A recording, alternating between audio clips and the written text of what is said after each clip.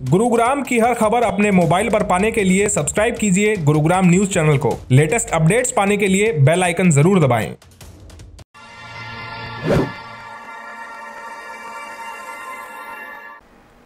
नमस्कार, मैं हूं सुनील यादव और आपका स्वागत है गुरुग्राम न्यूज में, जहां हम दिखाते हैं खबरें आपके शहर की। शनिवार को सोहना रोड पर एक एलिवेटेड फ्लाईओवर जो कि निर्माणाधीन है, उसका एक स्लैब भरभरा कर गिर गया, जिसमें 2 मजदूर घायल हो गए।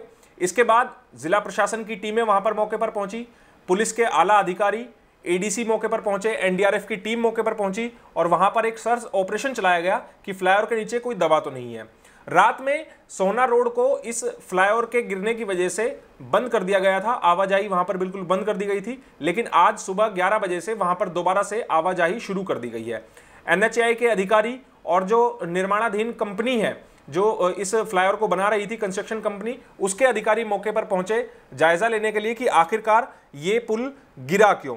अभी तो शुरुआत है, ये पुल केवल अभी बनना शुरू हुआ था और उसके बीच ही इस तरह से पुल को गिर जाना एक सवाल खड़ा करता है कि कहीं कोई चूक तो नहीं हुई है, कहीं कोई लापरवाही तो नहीं बरती जा रही है जिस वजह से ये पुल का हिस्सा यहां पर गिर गया हो।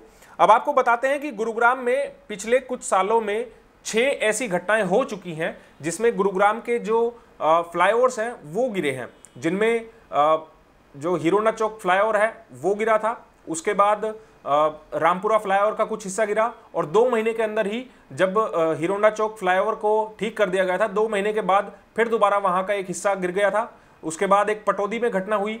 आपका अगर बात की जाए तो इफ्को चौक पर जो अंडरपास है वहां की दीवार सरक गई थी अंडरपास की, उसको पैच करके, उसको ठीक करके उसको दोबारा शुरू कर दिया गया। उसके बाद जो अगर बात की जाए तो जो इफ्को चौक पर जो यू टर्न बना हुआ है, एलिवेटेड यू टर्न बना हुआ है, उसमें दरारें आ गई थी। और आपको अगर बताएं तो जो गुरुग्राम की कुछ इलाके हैं जहां पर ये घटनाएं हुई थी, जिनमें अगर रामपुरा फ्लाईओवर की बात करें तो 17 दिसंबर 2018 को इसमें एनएचएआई के अधिकारियों के खिलाफ और कंपनी के खिलाफ एक एफआईआर दर्ज कराई गई थी। अधिकार मंच के जो आरटीआई एक्टिविस्ट हैं रमेश यादव, उन्होंने एफआईआर दर्ज कराई थी जिसमें आज तक कोई कार्रवाई नहीं की गई है। इसी तरह हिरोना चौक फ्लाईओवर जब 8 मई 2019 को गिरा तो उस समय भी वहां पर एफआईआर दर्ज कराई गई थी एनएचएआई के अधिकारियों के खिलाफ और जो कंपनी है उसके खिलाफ। इसके अलावा जो पटौदी रोड पर जो पहाड़ी गांव में फ्लाईओवर गिरा था, आपको याद होगा पिछले साल जब इसी साल जब फ्लाईओवर ये गिरा था मार्च में, तो उस समय भी काफ़ी हो हल्ला हुआ था, लेकिन उसके खिलाफ भी शिकायत दी गई थी और पटौदी में रमेश यादव की शिकायत पर ही एफआईआर दर्ज कराई गई थी। अब सोहना रोड पर जो फ्लाईओवर गिरा है, फ्लाईओवर का हिस्सा जो गिरा है, उसमें भी महेंद्र नाम के एक आरटीआई एक्टिविस्ट ने सदर पुलिस स्टेशन में एक जो है वो दी है, शिकायत दी है, जिसमें मांग की गई है कि संबंधित अधिकारियों के खिलाफ कार्रवाई की जाए, एफआईआर दर्ज की जाए, क्योंकि अभी तो पुल का निर्माण किया जा रहा है और ऐसे में अगर ये पुल गिर जाता है और अगर ये पुल शुरू हो गया होता तो शायद एक बड़ा हादसा यहां पर देखने को मिल सकता था। हमने बात की है रमेश यादव से, जो कि आरटीआई एक्टिविस्ट हैं, अधिकार मंच ये चलाते हैं और गुरुग्राम में अगर कोई घोटालेबाजी होती है, कोई घपलाबाजी होती है तो उनके खिलाफ ये आवाज उठाते हैं, कोर्ट के माध्यम से ये एफआईआर दर्ज कराते हैं। कई ऐसी एफआईआर ये दर्ज करा चुके हैं, लेकिन आज तक किसी प्रकार की कोई कार्रवाई नहीं की गई है। क्या कार्रवाई क्यों नहीं की गई है? क्या किसी अधिकारी को बचाने के लिए, क्या किसी नेता को बचाने के लिए? ऐसे आरोप ये लगाए गए हैं रमेश यादव के द्वारा। पहले आपको रमेश यादव की बात सुनवाते हैं कि उन्होंने क्या क्या आज तक कार्रवाइयां करवाई हैं, एफआईआर कोर्ट के माध्यम से कराए हैं, लेकिन आज तक पुलिस ने कोई भी कार्रवाई इन मामलों में नहीं की है। सर, गुड़गांव में जितने भी फ्लाईओवर्स बन रहे हैं इनमें बहुत ही घटिया किस्म की सामग्री लगा के और बार बार एक साल में 3 जगह घटनाएं हो रही है। अभी अगर शुरू से लें 2018 दिसंबर से और अब तक 1.5 साल हुए हैं, जिनमें रामपुरा फ्लाईओवर है, एक बार वो गिरा, करीब 3 महीने बंद रहा। हीरो होंडा फ्लाईओवर है, 2 बार गिर चुका है, जिसको आज पूरा हुए 4 साल हुए। 4 साल में 2 साल उसको यूज नहीं कर पाए। एक बार गिरा, उसको 6 महीने बंद कर दिया, अब दोबारा डैमेज हुआ, फिर बंद कर दिया।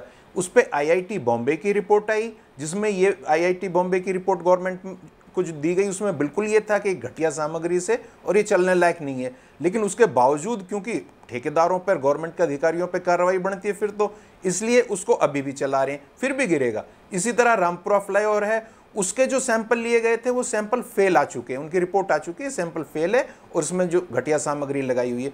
आज भी उस फ्लाईओवर को चला रहे हैं। इसी तरह जो एमजी रोड पे अंडरपास जो सरक गया था, करीब एक दीवार है वो 1.5 फुट आगे सरक के आ गई है और उसके बावजूद भी उसको सपोर्ट दे के अगर लगा रहे हैं तो वो रुकने वाली तो है नहीं, सिर्फ ये है कि कुछ काम चलाए।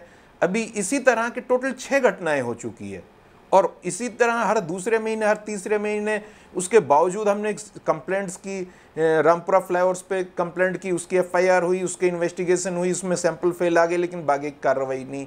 हीरो होंडा चौक के जो हुई थी इस पे भी एफआईआर हुई, काफ़ी घूमे, कोर्ट में जाने के बाद एफआईआर हुई लेकिन कार्रवाई उसके बाद कुछ नहीं हुई। पहाड़ी में जो रेवाड़ी पटौदी रोड पे जो रेलवे ओवरब्रिज था वो टूट गया, वहाँ पे एफआईआर हुई लेकिन कार्रवाई नहीं। केवल और केवल ये है कि कार्रवाई नहीं होती।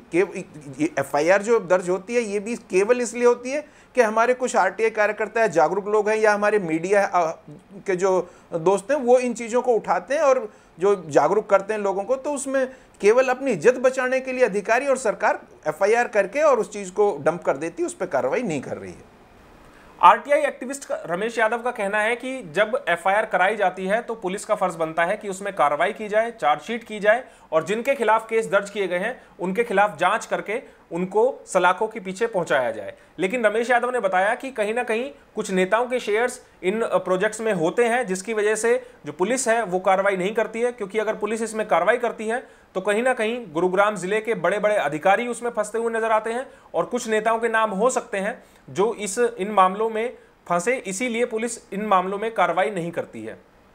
सर, कार्रवाई इस वजह से नहीं होती है, एक तो बहुत बड़ा पैसा, बड़ा भ्रष्टाचार उसमें इन्वॉल्वमेंट होता है। दूसरी, जो भी कंस्ट्रक्शन कंपनीज हैं जो इनको बनाती, उनके ठेके जो दिए जाते हैं वो केवल राजनीतिक संरक्षण प्राप्त लोगों को ही दिए जाते हैं और उनकी पहुंच बहुत ऊपर तक है।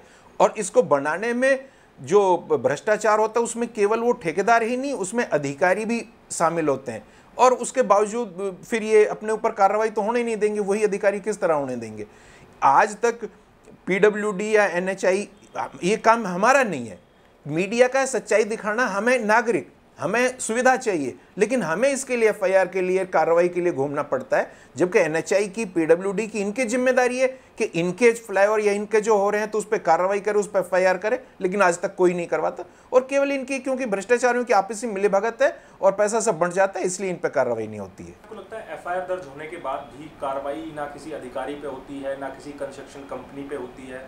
क्या आपको लगता है कि कहीं ना कहीं राजनीतिक इन्वॉल्वमेंट है? अगर कार्रवाइयाँ किसी अधिकारी पर होगी या कंस्ट्रक्शन कंपनी पर होगी तो इसमें किसी राजनेता के नाम भी शामिल हो सकते हैं, इसीलिए इन पर कार्रवाई नहीं की जाती है? केवल और केवल एकमात्र यही कारण है। आज के टाइम में अगर कोई छोटा सा काम भी शुरू करता है और तब तक उसका कोई पॉलिटिकल, किसी पार्टी से जो शासन पार्टी कर रही है या किसी दूसरी तरह उससे पॉलिटिकल इन्वॉल्वमेंट नहीं है, तो उसको तो छोटा सा काम भी नहीं दे, तो इतने बड़े बड़े ठेके तो किसको देंगे? ये केवल वही पॉलिटिकल लोग हैं, उनके शेयर्स हैं। दूसरी बात, अभी कोरोना चल रहा है, पिछले 6 महीने से देश की पूरी जनता इतनी परेशान हो रही है, सबकी इनकम घट गई, लेकिन नेताओं की और बड़े बड़े जो उद्योगपति, ठेकेदार, उनकी एक साल में डबल इनकम हो रही है। ये केवल और केवल भ्रष्टाचार है। वो कर क्या रहे हैं? केवल भ्रष्टाचार कर रहे हैं, जनता का खून चूस रहे हैं। इसीलिए ये कार्रवाई नहीं करते, क्योंकि इनको जगह जगह इन्हीं को काम करना है और नेताओं का, अधिकारियों का, इनका सबका शेयर भी होता है इसमें।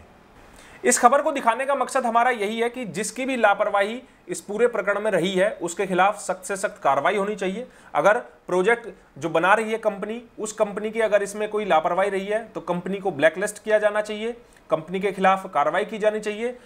इंजीनियर वहां पर मौजूद होते हैं, सुपरवाइजर वहां पर मौजूद होते हैं जो बराबर नजर रखते हैं कि क्या काम किया जा रहा है, कैसे काम करना है। अगर उनमें कहीं लापरवाही रही है तो जाहिर सी बात है कि उनके खिलाफ भी सख्त कार्रवाई की जानी चाहिए।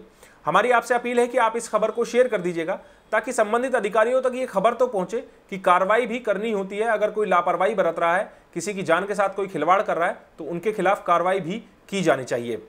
नमस्कार।